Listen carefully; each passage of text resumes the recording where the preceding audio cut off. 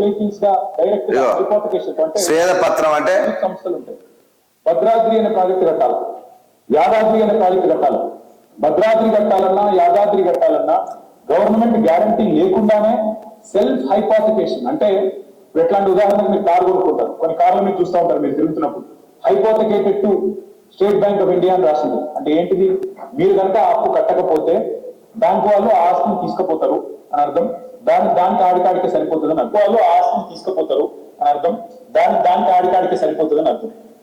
ప్రభుత్వ గ్యారంటీ ఉన్నవి 1,27,000 కోట్లు అయితే, ప్రభుత్వ హామీ లేని రుణాలు 59,000 కోట్లు అయితే, స్పెషల్ పర్పస్ వెహికల్స్ 1,18,557 కోట్లు అయితే, ఈ మూడింటిని కూడా కలిపి ఈ 389కి కలిపి మొత్తం 6,71,000 కోట్లు చూపెట్టే ప్రయత్నం, ఒక దివాళాపూరి ప్రయత్నం ఈ ప్రభుత్వం చేస్తాం. రాష్ట్ర ప్రజలకు చెప్పేది ఏంటంటే మేము అసలు యాక్చువల్ గా వీళ్ళు ఏం చేసిరంటే 3,17,000 కోట్ల రూపాయలు దర్జాగా ప్రభుత్వం అంటే ఇక ఆర్బీఐ నిబంధన ఎఫ్ఆర్బిఎం నిబంధనల ప్రకారం కావచ్చు, ఇప్పుడు ఆర్బీఐ నిబంధనల ప్రకారం కావచ్చు, ప్రభుత్వానికి దర్జాగా 3,17,000 కోట్ల రూపాయలు అప్పు వచ్చింది. మిగతా డబ్బు డొల్లతనంగా దొంగదారిల కంపెనీల పేరు చెప్పి, అంటే ప్రభుత్వానికి బ్యాంకులు ఎప్పుడైనా అప్పులు ఇవ్వడానికి ముందరకు వస్తాయి. ఎందుకంటే ప్రభుత్వం అంటే ప్రజలతో సమూహం, దీనికన్నా పెద్దది అసెట్ బ్యాంకులకు ఏమి ఉండదు. ప్రభుత్వానికి ఎప్పుడైతే అప్పు ఇస్తామో వసూలు చేయడం ఈజీ, ప్రభుత్వాలు ఇస్తాయి కాబట్టి బ్యాంకుల ముందుకు వస్తాయి. ఆ విధంగా బ్యాంకులు ఇచ్చారు. మరి వీళ్ళు మొత్తం మీద వీళ్ళకు ఉన్నటువంటి వనరులు, వీళ్ళు కట్టేటువంటి తీరును బట్టి 3 లక్షల చేంజ్ అప్పు ఇచ్చారు. 6,71,000 కోట్ల రూపాయల అప్పు అయింది కదా. ఆ అప్పులో 3,17,000 వస్తే మిగతా ఎట్లా తెచ్చారంటే, మిగతా ఆల్రెడీ కాంగ్రెస్ పార్టీ లాంటి సంస్థలు, ఈ సంస్థలు ఏర్పాటు చేసినటువంటి కొన్ని సంస్థలు ఉంటే ఆ సంస్థల పేరు మీద చెప్పి తెచ్చుకున్నది. అయితే ప్రభుత్వ గ్యారంటీల ద్వారా వచ్చినటువంటి అప్పులకు రేట్ తక్కువ ఉంటుంది, రేట్ ఆఫ్ ఇంట్రెస్ట్ తక్కువ ఉంటుంది. వాళ్ళ 6%, 6%, 6.5%, 7% ఉంటుంది. కానీ వీళ్ళు సొంతంగా corporations, for example water board కానీ, లేదంటే ఇంకో బోర్డు కానీ, ఇంకో కార్పొరేషన్ బట్టి, ఫర్ ఎగ్జాంపుల్ కాళేశ్వరం కడుతున్నాం. కాళేశ్వరం ఏదైనా ఒక ప్రాజెక్టును ఒక కార్పొరేషన్ ఏర్పాటు చేసి దానికి ఒక ప్రాజెక్ట్ తయారు చేసి, ఇక మేము కాళేశ్వరం కడతా ఉన్నాం, కాళేశ్వరకు మాకు 1,00,000 కోట్లు కావాలి, 2,00,000 కోట్లు కావాలి, మీరు కాళేశ్వరం మాకు 1,00,000 కోట్లు ఇస్తే మరి ఎట్లా చెప్తావా, నువ్వు కాళేశ్వరం అయితే మేము ఎత్తుకపోలేం, ఆ మోటార్లు తొవిన గుంతలు మళ్ళీ పూడిస్తే మాకే నెత్తినప్పుడు అవుతుంది, కానీ కాళేశ్వరం ఎత్తుకపోయి ఎట్లా చెప్తా అంటే లేదు ఈ కాళేశ్వరం నుంచి మాకు డబ్బులు వస్తాయి, ఇది వస్తాయి, అది వస్తాయి, ఏం చెప్పిరో చెప్పి ఏదో ఒకటి క్రియేట్ చేసి ఆ కాళేశ్వరాన్ని కుదబెట్టి ఇన్ని అప్పులు, ఇంకోటి కుదబెట్టి, అంటే కార్పొరేషన్ కుదబెట్టి 3,00,000 కోట్లు ఒకటైతే ఇంకా 3,00,000 కోట్ల అదనంగా, అంటే టోటల్గా వీళ్ళు చెప్పిన ప్రకారంగా డొల్లతనంగా 6,71,557 కోట్లు కాదు అంటున్నాడు. ఇది 100% అవును.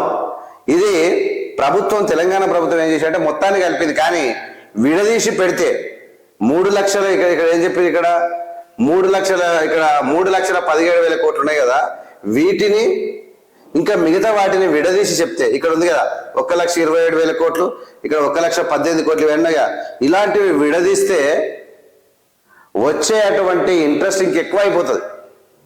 అంటే గ్యారంటీగా ప్రభుత్వానికి ఇచ్చినటువంటి అప్పు, నమ్మినటువంటి అప్పు 3,17,000 కోట్లు అయితే 3,17,015 కోట్లు ఇలా ప్రభుత్వానికి స్థూలంగా రుణాలు.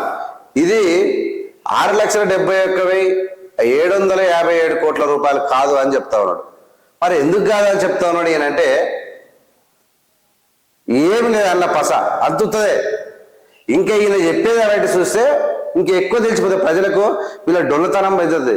ప్రభుత్వానికి ఇచ్చిన అప్పు ఇంత అయితే, ప్రభుత్వం కాకుండా బయట తెచ్చినటువంటి అప్పు ఇంకా ఎక్కువ ఉంది. అది మొత్తం కలిపి 6,71,000, సుమారుగా 7 లక్షలు దాటింది. ఈ అప్పుకు ఇప్పుడు ఏదైతే 3,17,000 కోట్ల 15 కోట్లకు దీనికి ఉందో, దీనికి వడ్డీ రేటు తక్కువ పడుతుంది. ప్రభుత్వానికి కట్టే సామర్థ్యం వరకే బ్యాంకులు రుణాలు ఇస్తాయి. మిగతా అవుట్ ఆఫ్ ఎక్సెస్ లో ఏదైతే ఉందో ఆ అమౌంట్ ఇచ్చినప్పుడు రేట్ ఆఫ్ ఇంట్రెస్ట్ 8%, 9%, 10% దాకా కూడా ఇస్తుంది ప్రభుత్వం, అవసరం బ్యాంకులు.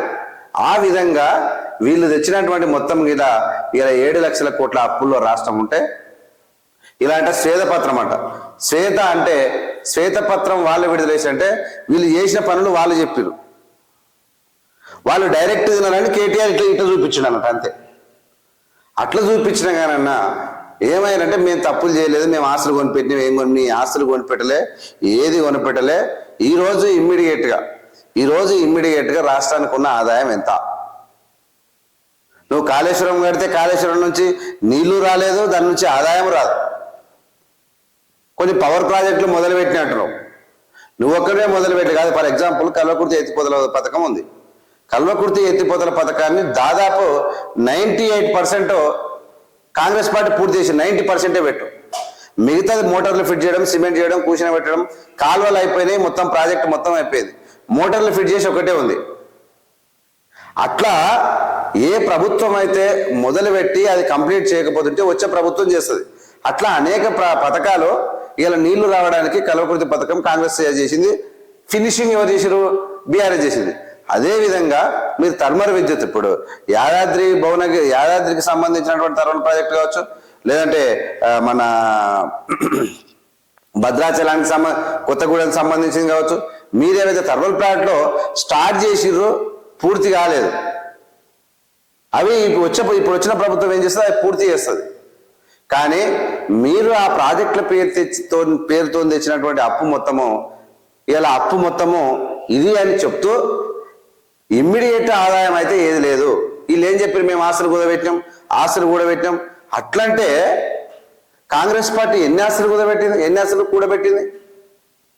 మామూలు ఆస్తులు లేవు ప్రభుత్వాలకు. అట్లా ఏ ప్రభుత్వం చెప్పుకోలే. ఓన్లీ కేసీఆర్ సజెషనా? ఇది కేటీఆర్ తెచ్చి మాట్లాడా? అనవసరంగా శ్వేతపత్రం కాంగ్రెస్ పార్టీ విడుదల చేసినప్పుడు సైలెంట్ గా ఉండకు.